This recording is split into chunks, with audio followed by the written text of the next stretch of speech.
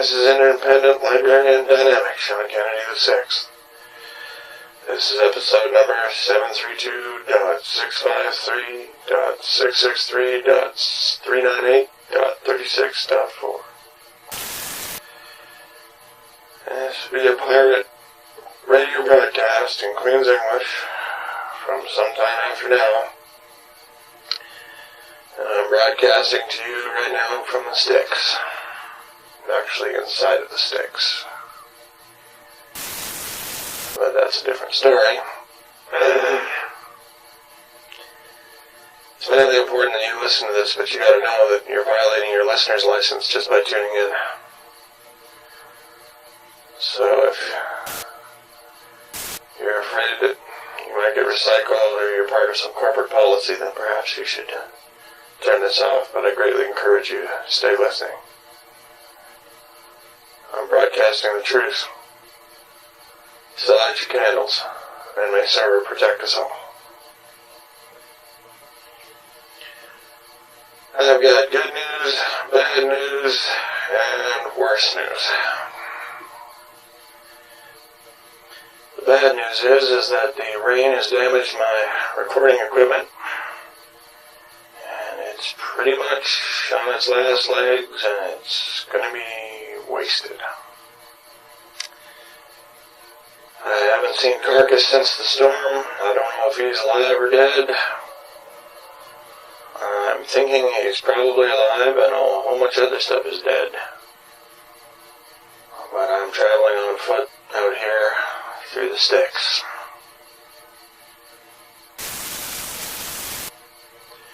Which brings it to the good news. The good news is that I found a busted rad cam out here in the sticks. The camera's been cracked, but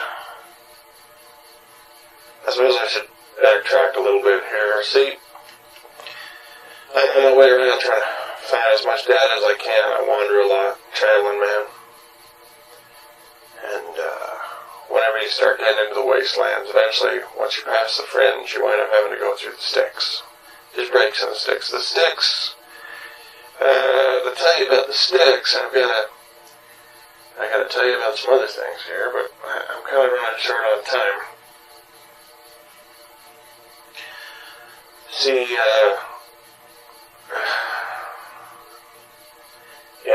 let me do this swap. I got a rad cam, which is broken, a radiation-powered camera. They usually give them to press and coverage types. I found a busted one in a body out here. But when I was taking it, one of the watchers showed up. They told me I had to swap it. And on top of swapping it, I got to spend the night here. Since I'm not in the mood to argue with a bunch of watchers, I said okay. So, I got to swap this here, and I want to give my old equipment back. I need my cabling, I can only have one system working.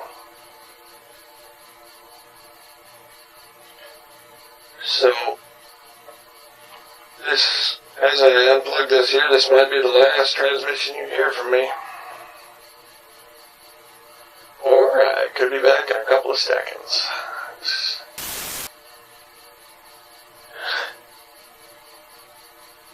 Here goes nothing.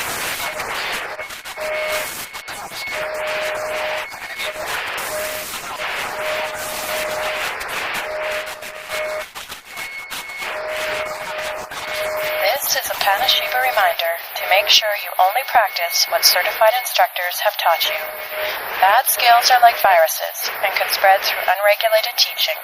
They cause confusion by destroying the standard and can lead to misplaced confidence in ungrounded practice. Remember, unlicensed knowledge is pornography. Certification is security.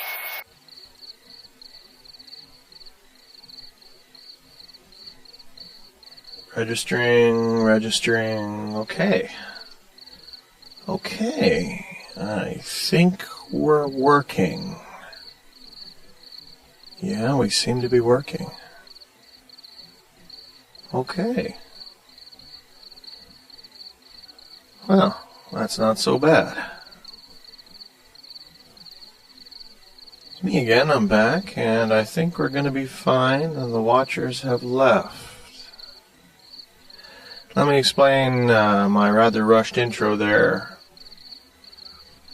You see, during the time of the wars, we were vat-growing our soldiers. I talked about that before. The soldiers are the scariest beings on this planet right now. I mean, there's nobody, everybody talks about who's more tough or who's more badass, and the truth of the matter is that I don't care what you've taken or what you know, there is nothing on this planet more frightening than a soldier. See, these soldiers were grown from birth, fed nutrients from birth, sometimes even genetically modified before they were born. The first batch, they were recruited.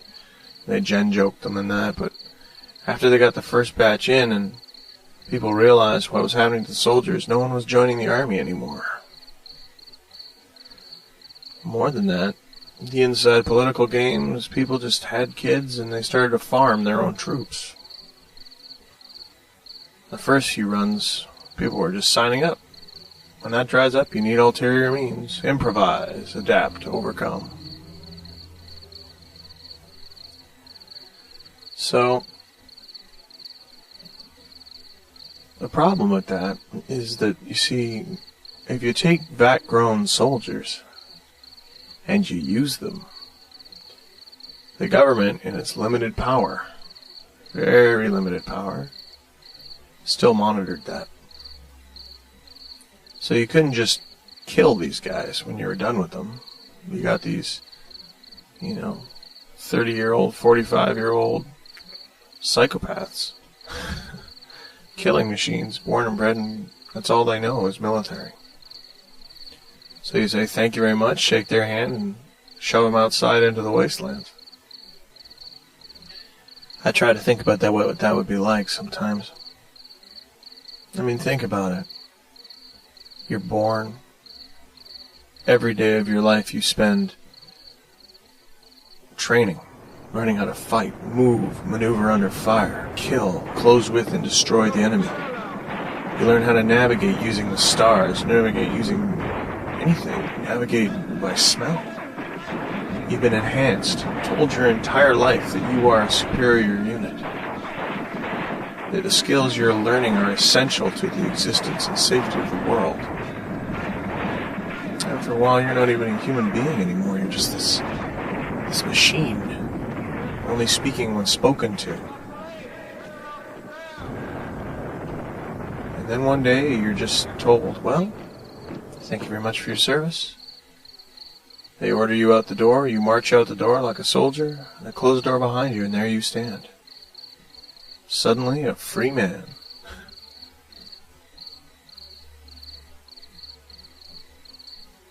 They say that they used to see the soldiers standing outside of the military bases once they were dismissed. Some of them would stand there for days. Some of them would starve to death. Just standing there, waiting for another order from their superiors. Because they're soldiers.